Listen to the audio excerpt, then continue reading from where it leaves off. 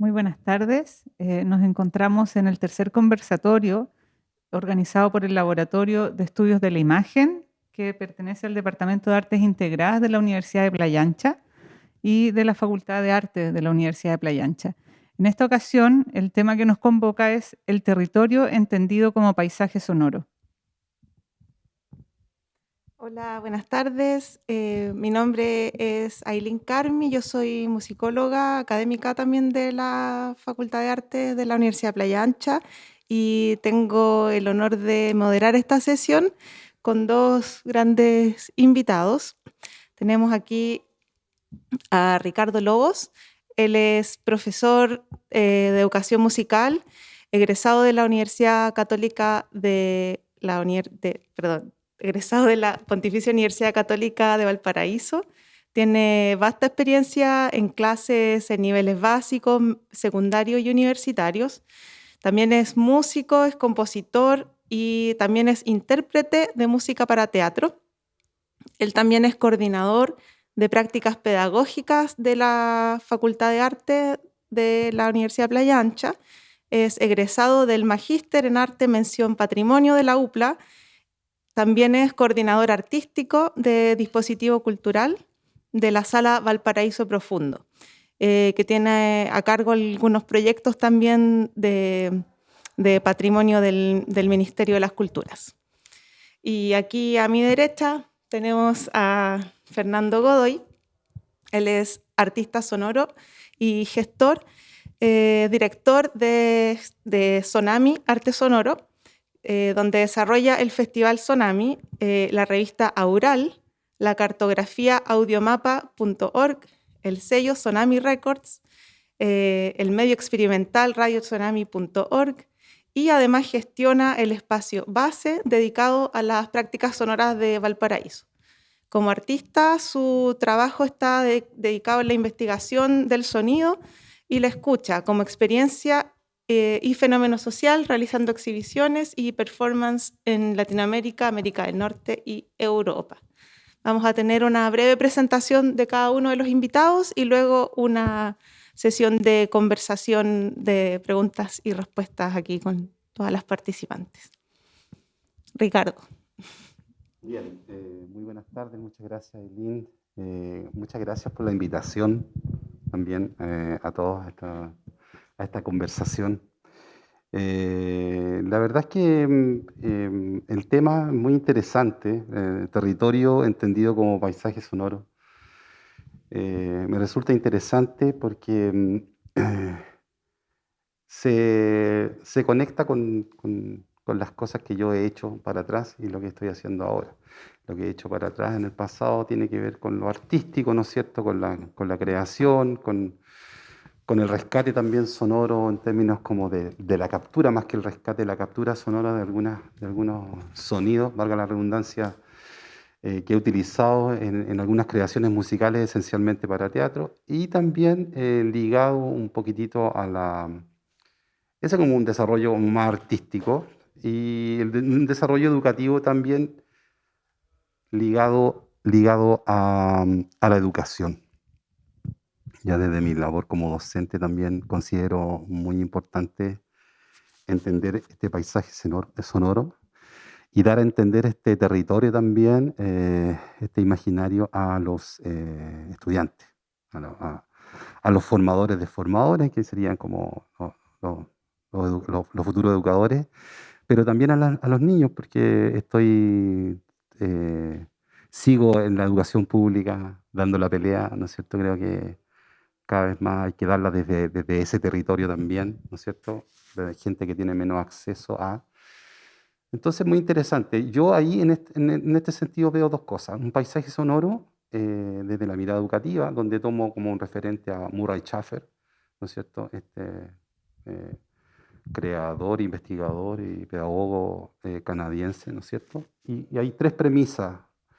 Uno es la creación, que él trabaja y que de alguna forma yo trato de inculcar a mis estudiantes en la educación básica, en la ciencia media y en la universidad también, en la carrera de pedagogía en educación básica, porque son Normalmente son mujeres, son futuras profesoras, docentes mujeres que van a trabajar en los primeros años de infancia, ¿no es cierto?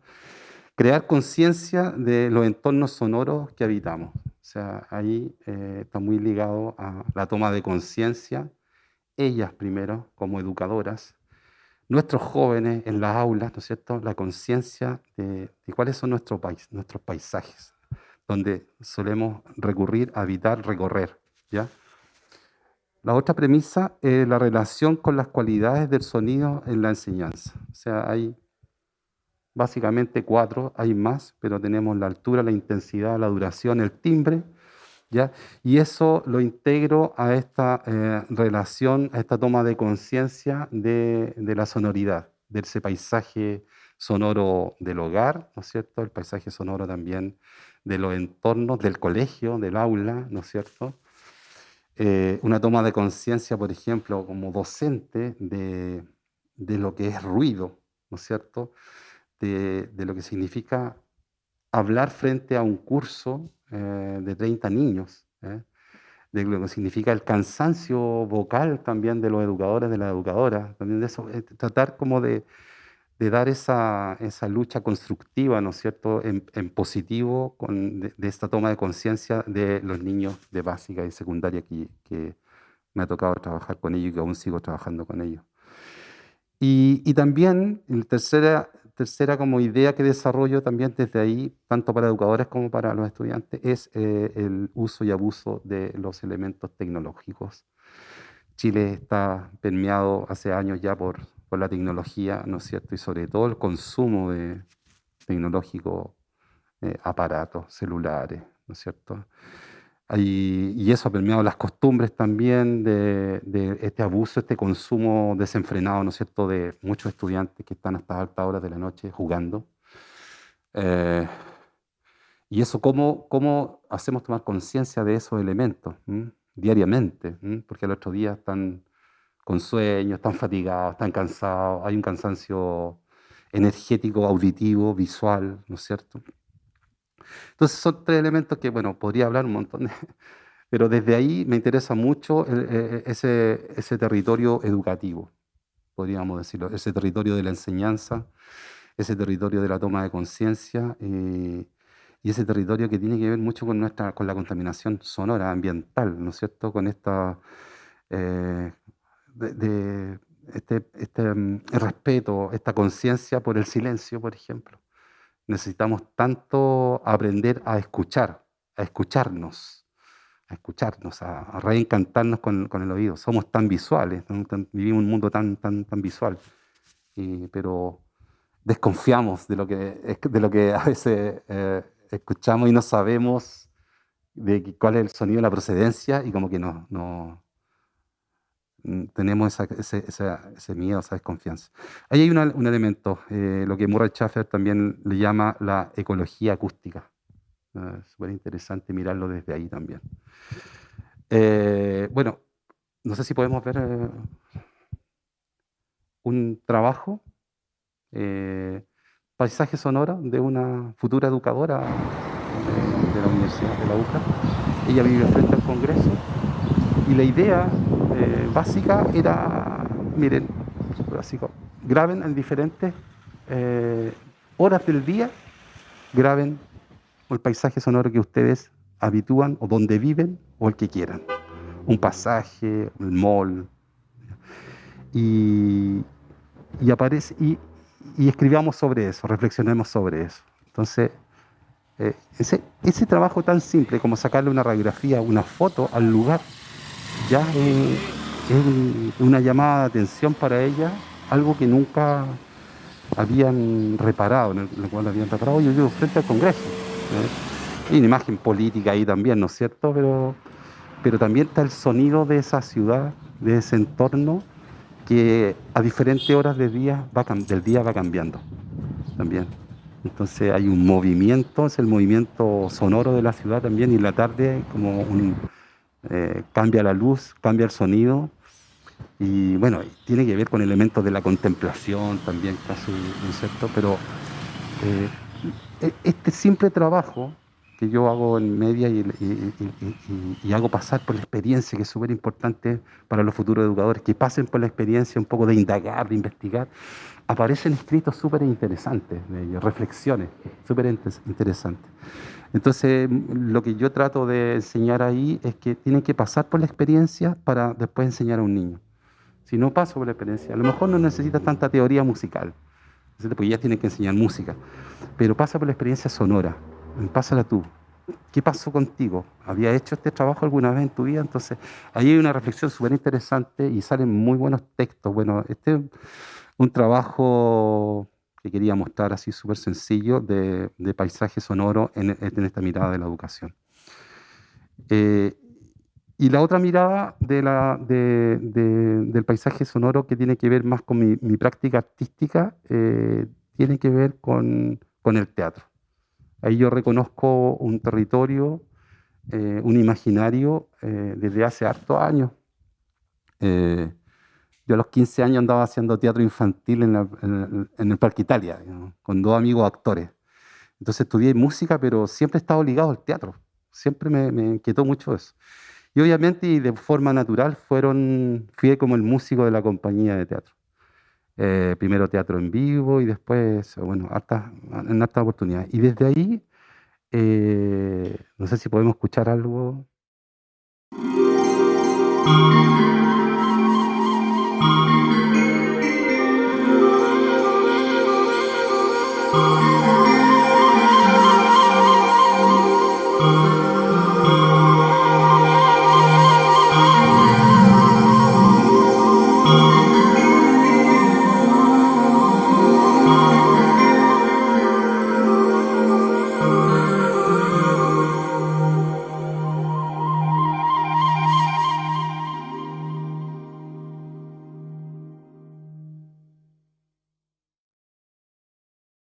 Hay tres momentos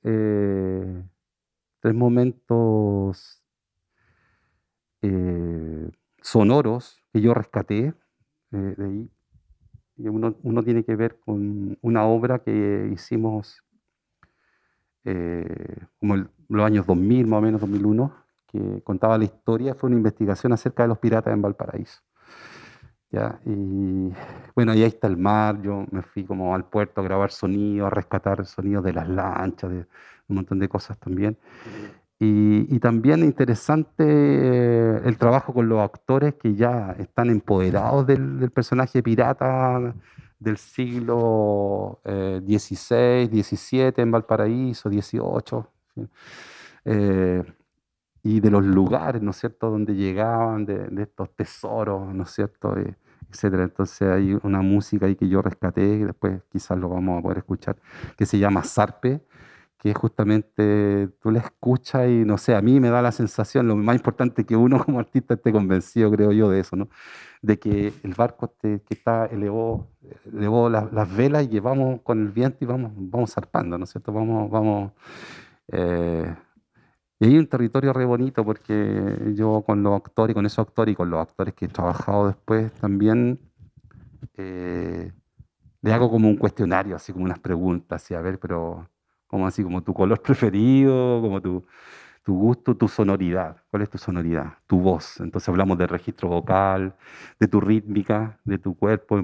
He hecho otro trabajo rítmico corporal también con ellos porque es súper interesante que el actor reconozca en sí como todas esas habilidades, ¿no es cierto? Esta kinestesia que tiene, que no tiene.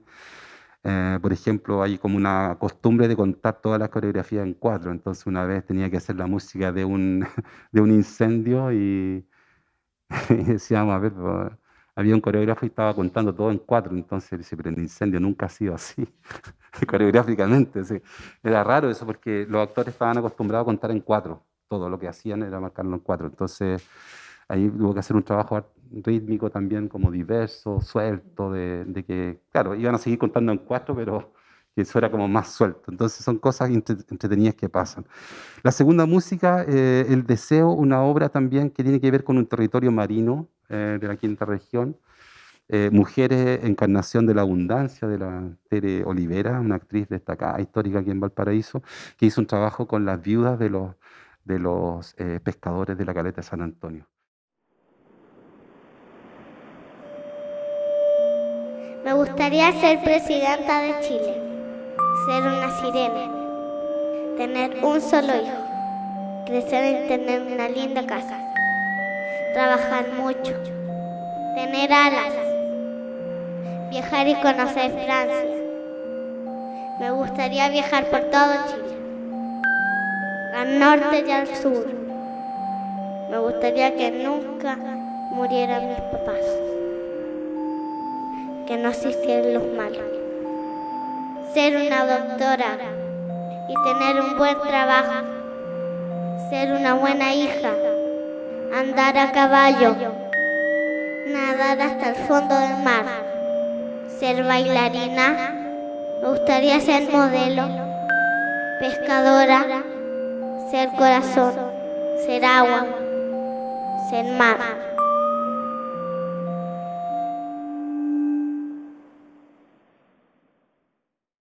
Y fuimos para allá y estuvimos trabajando 2, 3 meses con ellos también, con la viuda. Y esta música del deseo tiene que ver con sus deseos, con las penas, con los dolores, pero con los deseos que ya no estando el hombre de la casa, ¿no es cierto? El pescador, ellas cómo quedan en esta orfandad de alguna forma y qué les gustaría que mejoraran su vida, etcétera, etcétera. Y ahí hay harto mar, hay hartas historias de ellos, se construyó el guión, la dramaturgia y ellas actuaron. Y lo interesante de eso también es que después anduvieron recorriendo las caletas de Chile y les fue muy bien también. Yo dejé la música grabada ahí, pero les fue muy bien, ¿no? Se recorrieron muchas caletas. Mujeres la encarnación de la abundancia. Y la tercera música también que se llama Suicidio, de una obra de Después de la lluvia. También hay un territorio también un poco más oscuro, así más escabroso. Después de la lluvia, una obra de un dramaturgo español, Sergi Belbel, y que habla de este territorio en que Chile está enquistado con un sistema neoliberal ya, que profeso ya, del cual necesitamos salir o tomar conciencia. Entonces habla hay una adaptación, ¿no es cierto?, de la obra aquí en Chile, de un edificio como ultra neoliberal, ultracapitalista, donde todos los empleados trabajan de una forma como impersonal, ¿no? No hay espacio para la intimidad, para conversar, para conocerse, sino que es trabajador. Y en ese lugar, hablaba recién, no se puede fumar, pero todos salían a la azotea a fumar, todos fumaban, todos los empleados fumaban. Entonces en esa azotea corría un viento, estaban los sonidos de la ciudad, estaba todo eso. Y ahí se cuentan como la historia realmente se muestran tal cual como son. Y se ven todas las encerronas, todas las apuñaladas por la espalda, todo como somos, se muestran tal cual como eran los seres humanos.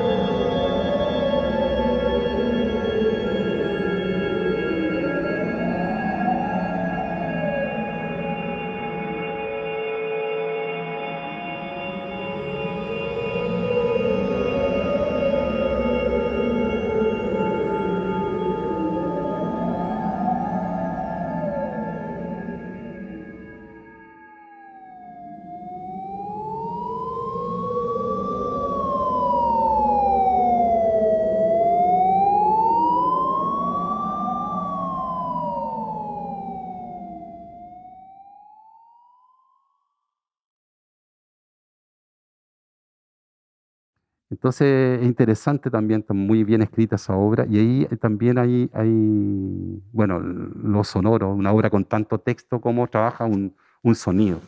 Y me pareció muy interesante también, por eso la quise rescatar, este suicidio, porque en el fondo de alguna manera la gente termina matándose o enfermándose, y el suicidio, uno de los personajes se tira, rompe el vidrio y ya no aguanta más y se tira del último piso, se tira hacia el suicidio. Pero como también eso te va contaminando, y vas encontrando sonoridades increíbles, lo que pasa dentro del cuerpo de los actores, ¿no es cierto? Y lo que me pasa a mí como músico, cómo voy creando estos espacios, cómo voy ambientando estas emociones. Bueno, no me voy a alargar más sobre eso, después podemos darle más. Podemos seguir Sí, profundizando un poco más. sí, gracias. Gracias, Ricardo. Fernando, dale nomás con tu presentación y después vamos a las preguntas. Bueno, muchas gracias primero por la invitación. Muy buenas tardes a todas y todos los que estén siguiendo esta conversación. Yo trabajo en un proyecto que es una organización que se llama Sonami, dedicada a las prácticas sonoras contemporáneas, que nació hace 15 años acá en la ciudad de Valparaíso, a partir de un grupo de estudiantes de música, de dos carreras, de carreras de música de dos universidades, que dimos inicio a este proyecto en un principio como una forma de tratar de ampliar un poco nuestros horizontes de la concepción que teníamos en ese momento de lo que era la música. Y ahí intentamos integrar el sonido como una dimensión que desborda los límites de lo musical. Y la palabra Sonami, de alguna manera, ya es interesante pensarla en relación al título que nos convoca, que es Territorio como Paisaje Sonoro. Porque Sonami es un hackeo, digamos, podríamos decirlo así, del tsunami, ¿no?, que todos conocemos, pero la operación que nosotros hicimos fue cambiar la letra U por la letra O de sonido. ¿Y qué queríamos decir con ese gesto? En el fondo era pensar que era una ola de sonido que ingresaba en la ciudad. Entonces, desde el inicio, desde la nominación del proyecto, la idea de territorio, la idea de ciudad ya estaba presente. Siempre pensamos que la ciudad era un campo muy rico y muy interesante para explorar desde el punto de vista del sonido y también de la escucha. Y la palabra escucha también me quiero detener ahí un segundo, porque de alguna manera todo nuestro trabajo está enfocado a esta dimensión de la escucha. Nosotros creemos que la escucha es una forma de conocer, una forma de ingresar en el mundo, una forma de interpretar y conocer. Y sin duda que, como decía aquí Ricardo, mi colega, vivimos en una sociedad donde la escucha no está quizás lo suficientemente ponderada. Hay otros sentidos que predominan, ¿no? Lo visual, todos lo sabemos, el bombardeo visual que tenemos, pero el sonido también es una dimensión fundamental para nuestra experiencia cotidiana, para nuestra manera de habitar, para nuestra manera de habitar tanto el espacio íntimo cotidiano como desplazarnos en la ciudad. Tiene que ver con varias funciones de orientación, de equilibrio, etc. O sea, desde lo fisiológico hasta lo psicológico, hasta lo social. Entonces, el sonido y la escucha es una materialidad que es muy interesante de analizar, porque justamente tiene esta riqueza de dimensiones, es multidimensional, digamos. Podemos abordarla desde muchas maneras. Y cuando nosotros nos definimos como una organización dedicada al arte sonoro, justamente entendemos nuestra definición del arte sonoro tiene relación con esto, digamos. Nosotros creemos, la definición, yo la traje aquí, la anoté, la voy a leer, es nuestra definición formal, digamos, es: el arte sonoro hace referencia a un arte bajo cualquier formato que explora críticamente la cultura, la sociedad, los fenómenos y o situaciones que rodean el acto de escucha.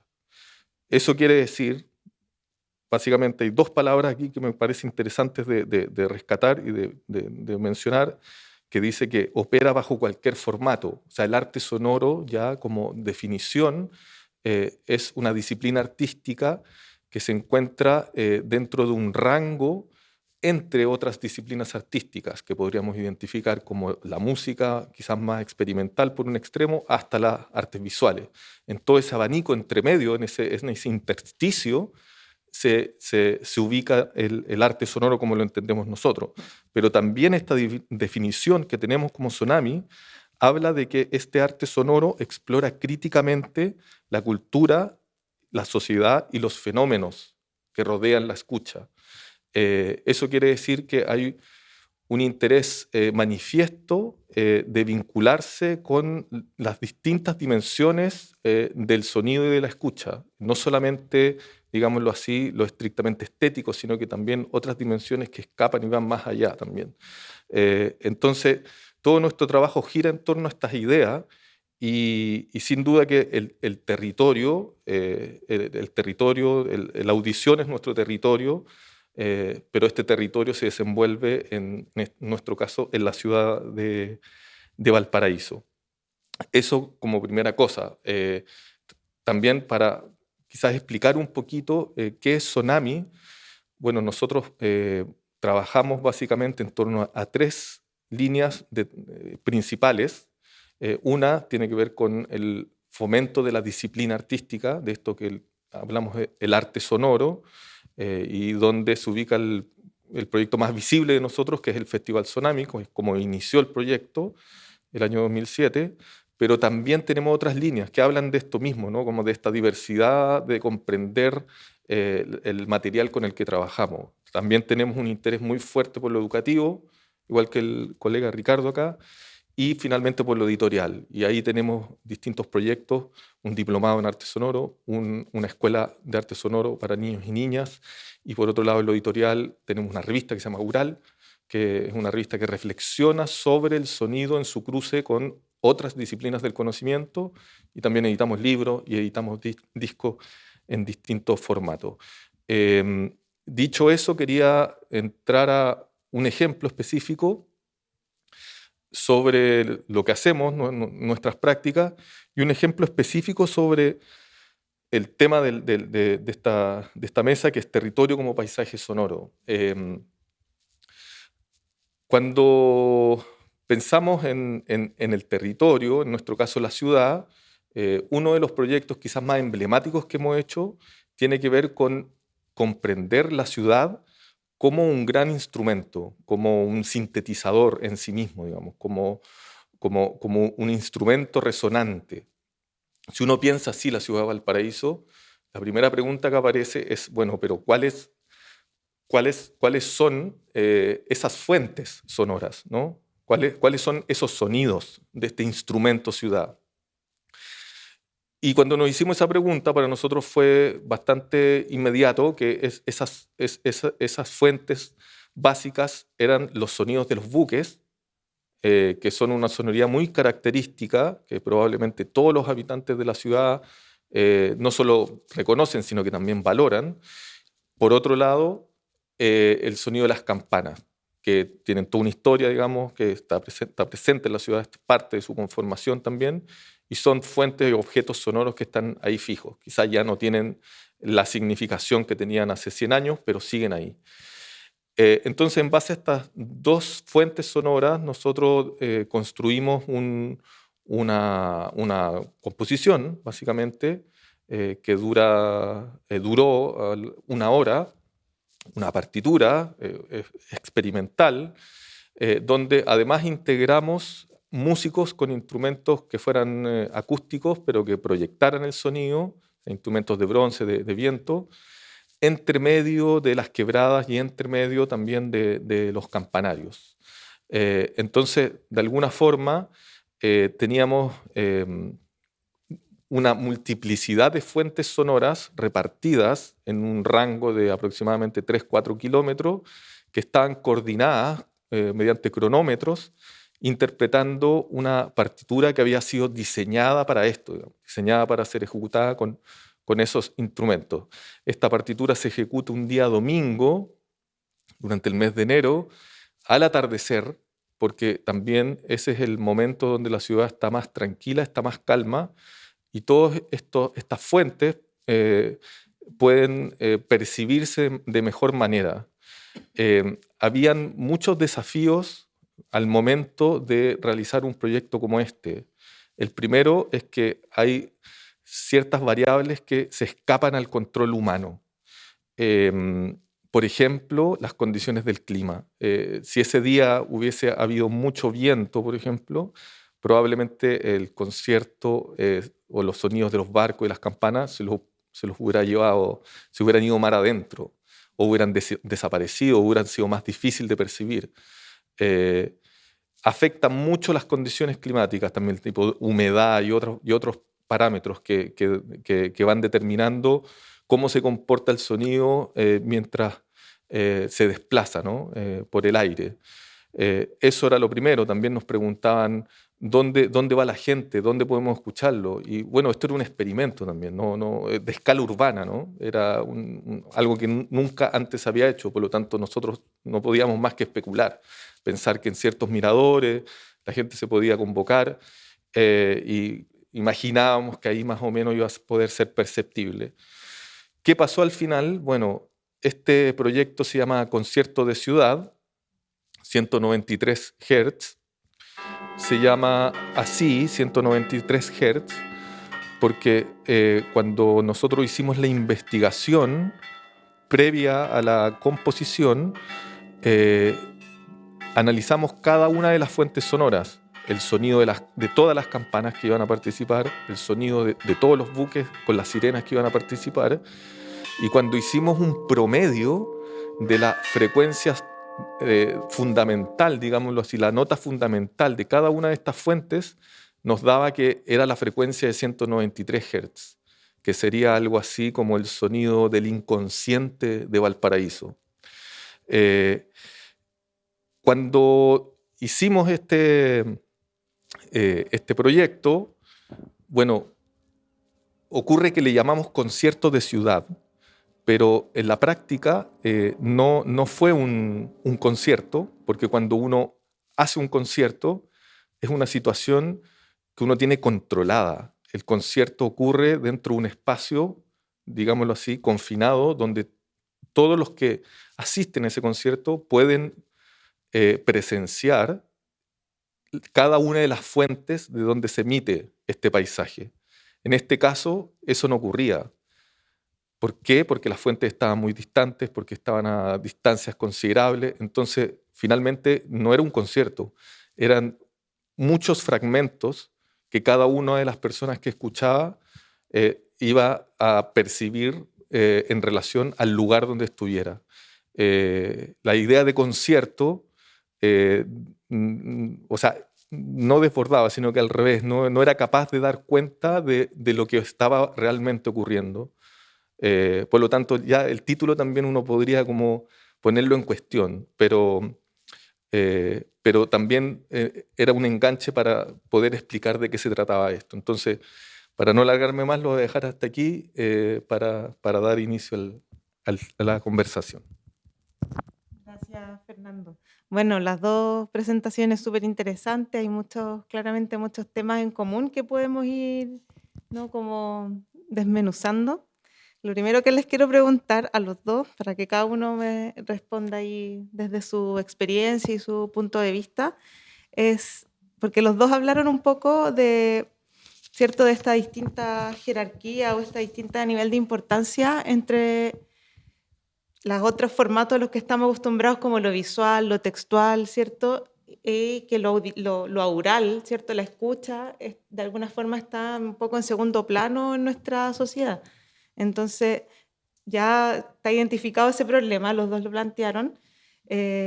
¿Por qué es importante que la escucha, que lo oral aparezca, ¿no? ¿Por qué es importante que esté en primer plano? ¿Por qué es importante tomar conciencia de la escucha? ¿Por qué creen ustedes que es necesario estos esfuerzos que ustedes hacen? ¿Por qué vale la pena hacer estos ejercicios de invitar a escuchar, de llevarnos a poner atención a lo que escuchamos. No sé si alguno de los dos quiere partir, quizás. Voy a partir. Bueno, trato o sea, me hago esa pregunta constantemente, ¿no? Porque, sobre todo cuando estoy haciendo clases a niños más pequeños, como que siempre estás como en esa reflexión. Pero esencialmente en esa pregunta hay un ejercicio de conciencia ya. Porque es importante, porque yo necesito cuidarme para seguir funcionando. Necesito estar sano. No me puedo enfermar. Claro, todos nos enfermamos y nos falla, ¿no es cierto? O la voz, o nos resfriamos, ahora estamos con mascarilla, imagínate. Pero porque necesito saber estar conmigo mismo en una sonoridad, con una energía para subsistir, ¿no es cierto? ¿Para subsistir a qué? Bueno, a todo lo que de alguna forma nos impone una cultura, ¿no? Una forma de vida, una máquina y para no perder lo esencial, que es respirar, que es trabajar el pulso, ¿sí? Como el pulso vital, para tantas cosas que tienen que ver con la vida, para no perder la humanidad. La humanidad. Siento que sobre todo acá he tenido la posibilidad de darme una vuelta por otros lugares también y hablar con gente que está ligada a la educación. Vivimos de una manera vertiginosa, ¿no? Vertiginosa, ansiosa por un consumo desenfrenado. Hablaba recién del consumo tecnológico, eso está permeando hace mucho rato ya en los jóvenes, en los niños, en los prepúberes. Yo de repente quedo asombrado. Entonces siempre es importante escuchar, creo yo, para aprender a escucharse uno mismo y para escuchar al otro, que también se ha perdido. ¿Cómo me comunico con el otro? ¿Cómo hablo? ¿Cómo trato de ponerme en su lugar? Y cuando tú te dispones a ponerte en el lugar del otro también es porque lo tienes que escuchar, no tan solo mirar. Entonces a veces miramos nomás y decimos, sí, ok, pero no lo escuchaste. Entonces, porque vivimos en una cultura súper mediática, súper rápida, y creo que eso esencialmente. Me escucho yo, aprendo a estar conmigo mismo en esa escucha y necesito comunicarme, necesito escuchar al otro, porque si no, no puedo subsistir, creo. Eso. Bueno, yo coincido plenamente también con Ricardo. Yo creo que a lo menos identifico dos dimensiones que me parece que son relevantes para poner el foco en la escucha. Y una tiene que ver con lo estético, con lo que decía Ricardo, de la contemplación, o sea, bajar el ritmo, entrar en una cierta conexión con el momento, con el lugar, con lo que nos rodea, con las energías de las fuerzas naturales, etc. Y al mismo tiempo también la contemplación quizás estética de disfrutar eso, digamos, o sea, disfrutar esos momentos, disfrutar la escucha del mar o del viento o incluso a veces de ciertos lugares de la ciudad, cosas humanas, cosas no humanas. ¿Por qué? Porque eso mejora la calidad de vida. Sin duda que aporta a vivir mejor. Entonces, en ese sentido me parece importante. Y el otro sentido, que también es el que mencionabas tú, el sentido social, digamos. O sea, sin duda que aprender a escuchar mejor también nos va a llevar a aprender a escuchar a los otros, ¿no? A las otras. Y mejorar nuestra convivencia como seres, como sociedades. Entonces, yo creo que ahí hay, sin duda que hay un aporte que nos falta, digamos, hay mucho que se puede hacer en ese sentido. Sí, quería aportar, estamos súper de acuerdo. Sí, es que lo otro que cuando uno tiene un dominio, ha estudiado una disciplina, y en este caso la música, yo lo paso muy bien enseñando a escuchar, porque yo disfruto mucho escuchando la música. Entonces es un deleite, o sea, como decir que no, yo prefiero estar en la casa escuchando una música, no analizándola, sino que sabiendo, imaginándome cuáles serían como los centros tonales, para dónde va, mira, aquí está improvisando, aquí hay una estructura entretenida, uy, qué rico es.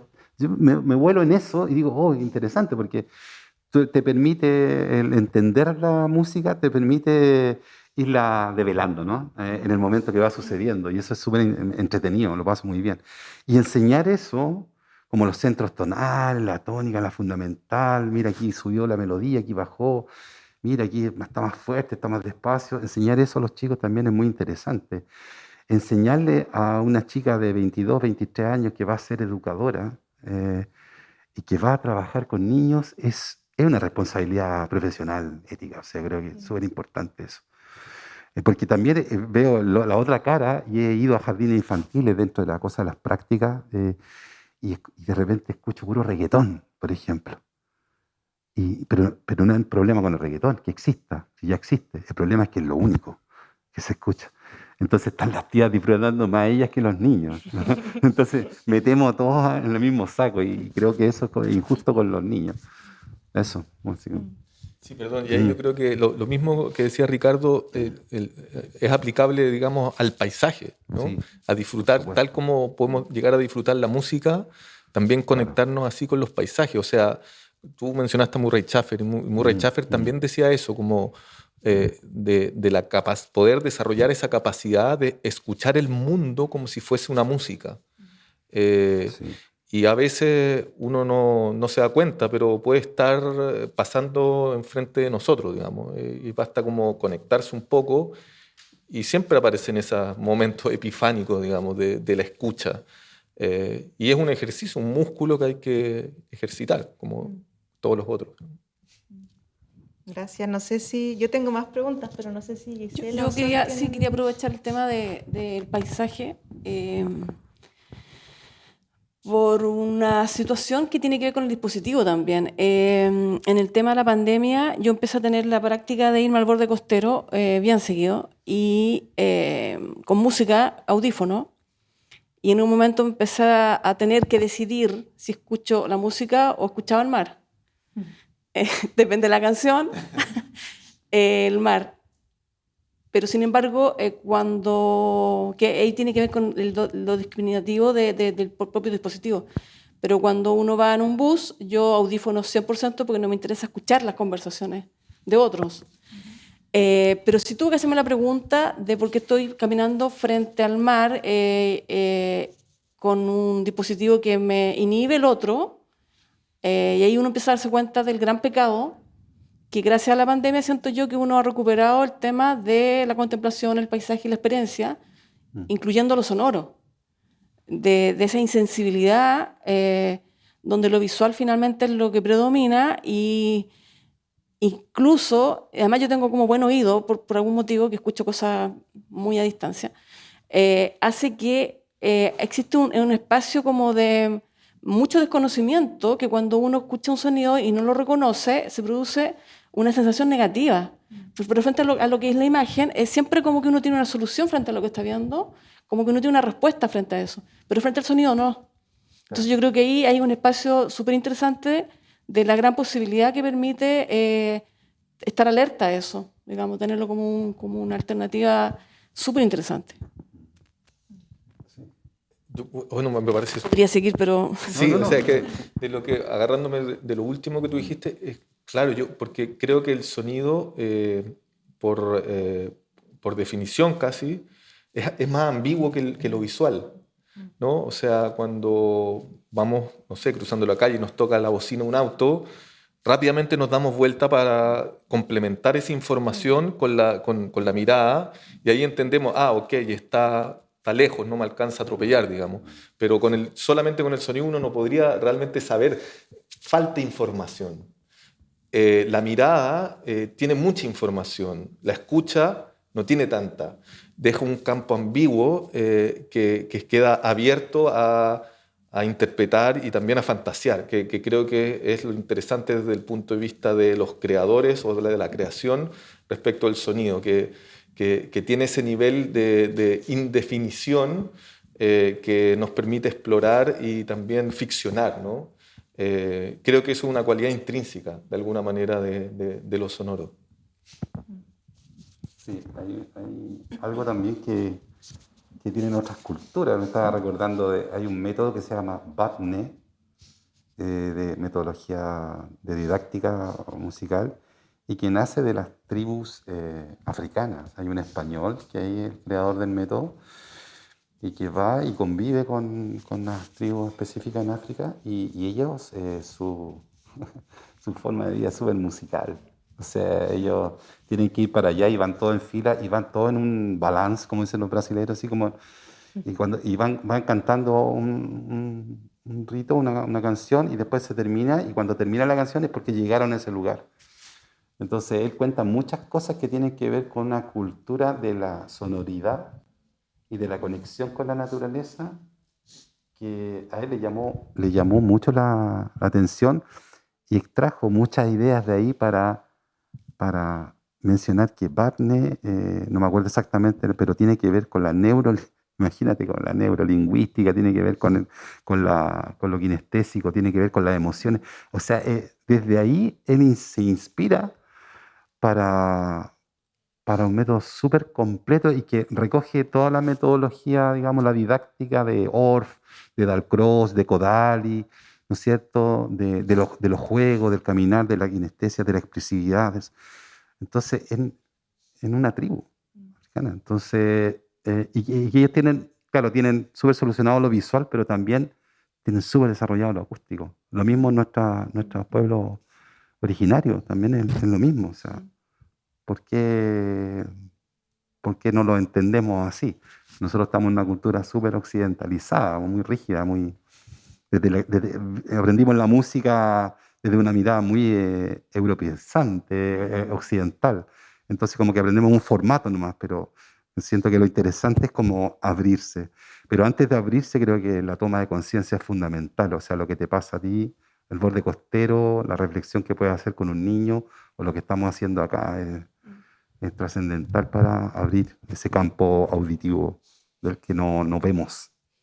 Yo les quería preguntar, aprovechando esto, ¿no?, del tomar conciencia y de pensar en cómo, en esto que planteaste tú también, de que el sonido de alguna forma excede lo musical también, ¿no? Y en conexión con lo que decías tú, Ricardo, de cómo enseñar, del tema de la enseñanza, quería preguntarles, bueno, mencionaron algunos de los desafíos con los que se han tenido que enfrentar en estos procesos, pero también quería preguntarles por si tienen, no sé, metodologías, maneras de enseñar la música y la atención al sonido, especialmente cuando se trata de personas que no necesariamente tienen una formación musical previa, ¿no? Como por ejemplo el caso de educadoras, educadores, o el caso de niños y niñas, o el caso, ¿no?, de personas que participan en los talleres que hacen con Tsunami, o que asisten, ¿no?, a los conciertos, a las performances, que ustedes no están necesariamente enfocándose solamente en personas musicalmente formadas, sino que todo lo contrario, ¿no? Como buscar de alguna manera democratizar el acceso, la escucha a lo musical y a lo sonoro. Entonces quería preguntarles de qué manera lo hacen, si tienen ciertas metodologías, ciertas maneras de hacerlo, cuáles desafíos, problemas tienen, cómo los han resuelto, ese tipo de cosas. No sé si... ¿Quién quiere empezar? Claro, en nuestro caso, bueno, el proyecto con niños, con infancias, es un proyecto que lleva ahora 3 años y es una metodología bastante experimental. O sea, obviamente que es lúdica, es a partir siempre del juego y el descubrimiento. Entonces nosotros tratamos de aplicar esta idea de que el mundo puede ser comprendido a partir de la escucha, pero a partir de didácticas con niños, básicamente. Y así es como lo hemos ido implementando. Ahora que estuvimos en la pandemia, por ejemplo, la escuela se tuvo que repensar. Y bueno, una de las cosas quizás interesantes que salieron de ahí, bueno, primero que nada es que nos dimos cuenta de que en vez de pensar este espacio a niños y niñas de Valparaíso, ahora lo pensamos para Latinoamérica. Entonces tenemos distintas culturas participando de un mismo espacio, desde México hasta Chile, hasta el sur de Chile. Y eso de inmediato ya le agrega un componente súper valioso, pero al mismo tiempo nos preguntábamos cómo hacer, cómo sacar a los niños y niñas de la pantalla, digamos, porque por lo que todos sabemos, ¿no? Esto de la zoomificación de la vida. Entonces, básicamente lo que hacíamos era el guía de estas experiencias, que es un artista argentino con el que nosotros trabajamos hace unos años ya. Él diseñó una especie de fanzine con incitaciones a los niños para que construyeran cosas, para que exploraran su casa, para que exploraran su entorno, para que interactuaran con otros. Y los niños, en el fondo, van por su propia iniciativa, obviamente que tiene que haber también una relación con los padres, digamos, van ejecutando esto en la medida en que ellos se van involucrando, y finalmente los espacios de Zoom eran los espacios para compartir esta experiencia, ¿no? Entonces era el encuentro y más que nada como para compartir, y el guía de alguna manera iba moderando y como tirando algunas líneas, pero el trabajo se hacía individual con cada uno, ¿no? Por WhatsApp, más o menos, o sea, no más o menos, perdón, por WhatsApp se iba comunicando el guía con cada una de las familias, y los espacios como de Zoom eran simplemente estos encuentros. Entonces eso fue al menos una de las soluciones que nosotros encontramos en específico para ese tema. Súper. Mira, claro, hay una prepandemia que es donde tú enseñas un trabajo sumamente, construyes un trabajo muy corporal con los niños, y las educadoras también, en términos como de coreografiar, de marcar pulso, ¿no es cierto?, de inmiscuirla en una sensación de impulso, porque, como dije antes, es súper importante que no alcanza a trabajar en un semestre todo lo que uno sabe de música o podría saber o que considera, pero lo más importante es que la educadora pase por los procesos sonoros, rítmicos, corporales, haga, construya. Entonces prepandemia era más fácil porque tú puedes tomar los elementos, los instrumentos, ¿no es cierto?, manipularlos, hacer sonar y construir, modificar, construir objetos sonoros, súper interesante también el objeto sonoro, con elementos que se llaman los cotidiáfonos, etcétera, etcétera. ¿Qué son los cotidiáfonos? Los elementos que los cotidiáfonos son de lo cotidiano, el sonido de lo cotidiano. Entonces tú puedes construir un objeto sonoro parecido o inspirado en un instrumento de percusión o de cuerda o de viento, pero desde un elemento que tú tienes en tu cotidiano. Y eso es muy interesante también, porque de ahí vas construyendo, y eso lo hacen mucho los profesores de educación básica, en el área de la música, ¿no es cierto?, que lo mezclan también, lo intersectan con las artes visuales, con la tecnología también ahora, ¿no es cierto? Y puedes hasta construir un instrumento, o sea, una zampoña de cierta cantidad de tubos, están prácticamente a la mano de construir. Post pandemia, claro, todo es virtual, pero de ahí, ¿sabes lo que me ha parecido interesante? Que hay que sacar como las cosas interesantes de ahí. Estuvimos obligados. Yo le enseñé a usar un software que se llama MuseScore, que es como uno de los MuseScore 3, el más sencillo de los editores de partitura, y porque tienen entradas súper comunes y súper amigables a cualquier editor, y te das cuenta que todos los profesores en formación en este caso, y las profesoras, no sabían música. Entonces yo muestro así como que hago como una clase, mira, ahora vamos a aprender esto nomás. Descárguenselo o lo pueden trabajar en línea. Hay otro software que se llama BandLab, banda laboratorio, BandLab, que es como un Facebook pero musical, así tú puedes entrar a editar con los elementos súper básicos. Y en este MuseScore tú puedes escribir música sin saber música, pero sí con un sentido común, con una lógica. Mira, aquí se arma la partitura, de esta forma. Ah, mira, este paso, 1, 2, 3, 4, 5, ya, perfecto. La partitura. Vamos a hacer por clave de sol, perfecto. Ya, mira, 4 cuartos esto, 3 cuartos esto, 2 cuartos esto, y lo ven. Y, o sea, entretenido porque ven cómo suena.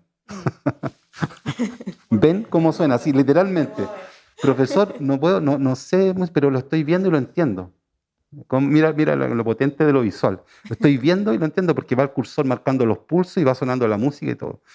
¿Sabes qué? Increíble cómo han aprendido a comprender, o sea, desde los símbolos musicales que para ellos, yo siempre les pregunto, a ver, ¿qué pasó en el colegio? No me acuerdo de nada, o sea, no entiendo nada, no me acuerdo de nada. No fue significativo porque, entre paréntesis, sí, como algo que me deja pensando, Valparaíso creo que hace poco fue declarada Ciudad de la Música por la UNESCO, ese tremendo nombramiento. Pero seguimos teniendo 2 horas de música a la semana, los profesores en el sistema público, y a veces 40 minutos. Yo con un séptimo tengo 45 minutos a la semana de música. Entonces sí, es como una contradicción, no se entiende, o sea, no hay un espacio para la enseñanza, no hay espacio así como, enseña música de Valparaíso, o sea, crea agrupaciones, dale un sentido. Bueno, está estallido pandemia, pero en algún momento se tiene que hacer. Pero bueno, hay estrategias que tú te agarras desde lo tecnológico y sirven mucho, porque las nuevas generaciones son muy tecnologizadas, mucho más que uno, y las aprenden al tiro.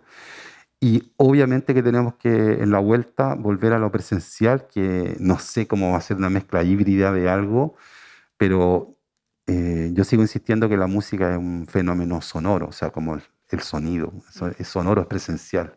Si no sientes la vibración de algo, tienes que estar ahí, tienes que estar en un momento. Entonces, bueno, toda la fuerza para que podamos volver. Sí, totalmente. Sí. Sí. Bueno, a propósito de esto último que dijiste, yo estaba pensando en justamente en esa diferencia que hay, por ejemplo, entre la música, porque ahora, claro, con esto de que todas las reuniones son en Zoom, mis hijos tuvieron clases de música por Zoom, pero obviamente que el sonido o la música que viene a través de los parlantes no es lo mismo que la vivencia. La vivencia del instrumento musical, por ejemplo, yo tengo un hijo que toca cello.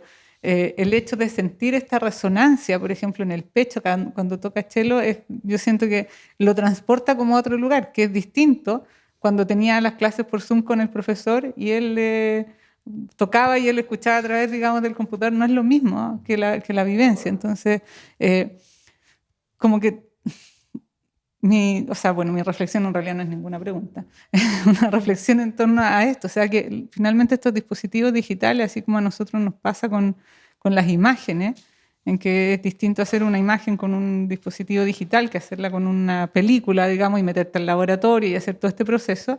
Yo me imagino que en música, yo no hago música, también pasa algo, o sea, es distinto escuchar un concierto a través de una pantalla que vivirlo.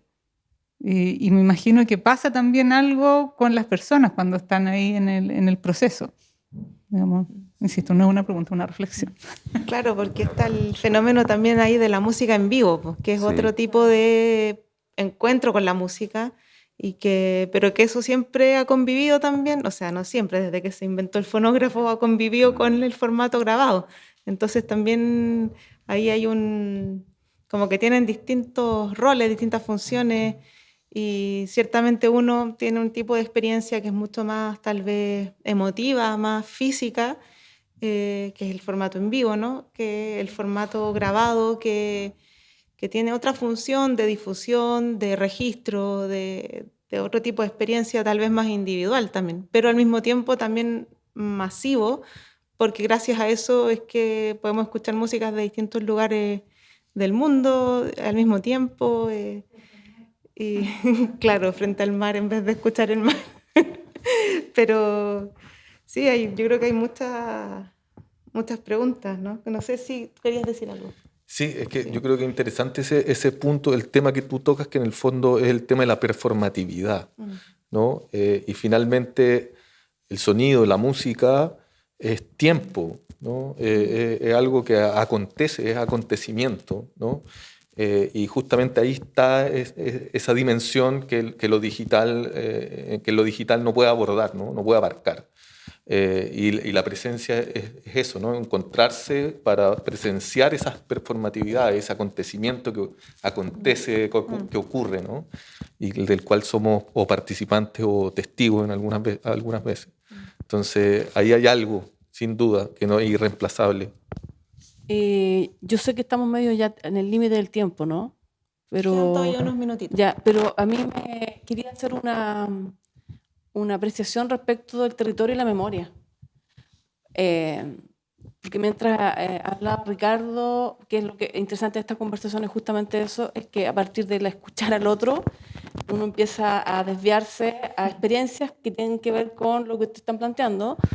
Y a mí me pasa que, bueno, yo vivo en la zona del puerto, entonces tengo absolutamente incorporado en mi memoria la ciudad, porque cuando baja, ahí tiene que ver nuevamente con la discriminación y los volúmenes, cuando baja el volumen de la ciudad, yo siento el puerto, así lo tengo súper definido, pero no el puerto de la bocina, los sonidos de los buques, que esos son clarísimos, son a cualquier hora va a tener el mismo volumen.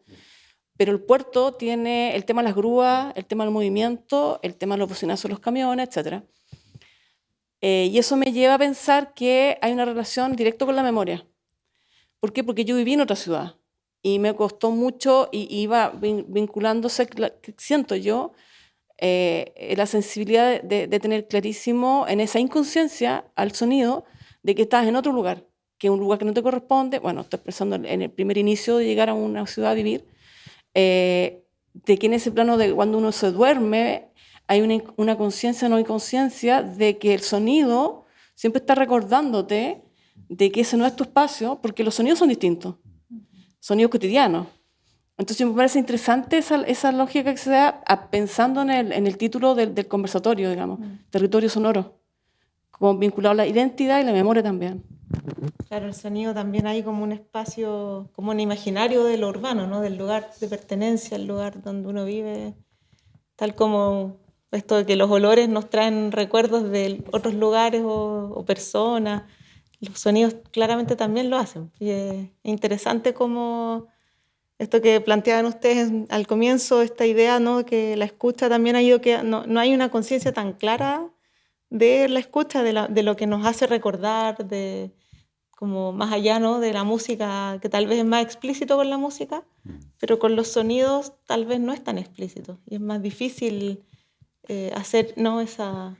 Es mucho más abstracto. Claro. Que yo creo que incluso ahí hay un tema casi fisiológico que nos conduce a eso, porque la mirada tiene un ángulo acotado y uno tiene párpados, digamos. Uno cuando se va a dormir cierra los ojos y ya no ves. Pero el oído está siempre abierto y estamos siempre recibiendo esa información continua, es un continuum, literalmente, no para, está siempre ahí. Entonces, siempre estamos recibiendo eso y finalmente hay un proceso cerebral, digamos, neuronal, no estoy seguro a qué nivel, digamos, pero algo ocurre ahí que va discriminando, hay como un filtro, ¿no? en que esa información entra al inconsciente o no, digamos, o es relevante y uno la procesa. Entonces hay una relación mucho más estrecha quizás entre lo sonoro y lo inconsciente que entre lo visual y lo inconsciente. Hay una memoria también ahí, personalmente, yo voy a contar como una pequeña historia de que me tocó vivir como desde los 8 hasta los 13 años más o menos, porque hay una banda sonora interna de cada uno de nosotros y tiene que ver mucho las cosas que te pasaron. Hay unas sonoridades que son súper reconocibles y todo eso. Y esta banda sonora que acompaña mi vida tiene que ver con mi niñez. Desde que cuando mi papá fue marino mercante y después cuando jubiló, él agarró unos trabajos aquí de cuidar unos barcos, ¿ya? Y siempre me acuerdo el nombre, que eran los Watchmen, los Watchman le decían ellos, los Watchman, pero y él era uno de ellos, pues. Entonces en mis vacaciones de invierno o verano yo me iba con él al barco.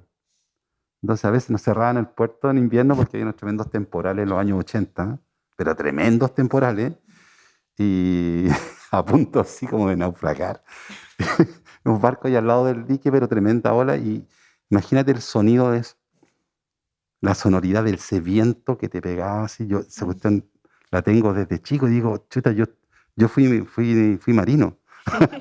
Estuve en los tremendos temporales en Valparaíso, en los peores de los años 80, así cuando llovía.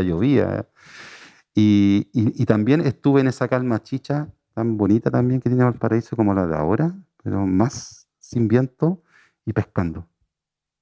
Y también y viendo a los pelícanos así como que se tiraban así y entraban.